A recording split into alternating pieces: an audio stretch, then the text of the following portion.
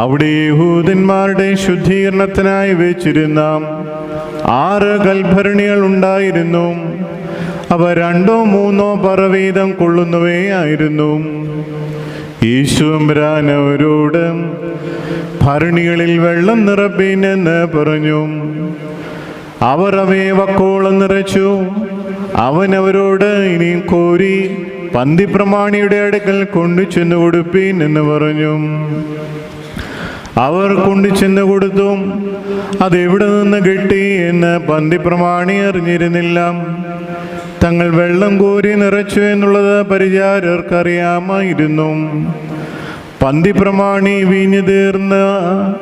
വീഞ്ഞായി തീർന്ന വെള്ളം രുചിച്ചു നോക്കിയിട്ട് മണവാളനെ വിളിച്ചവനോട്, എല്ലാവരും ആദ്യമായി മേൽത്തരം വീഞ്ഞും ലഹരി പിടിച്ചതിന് ശേഷം താഴ്ന്നത്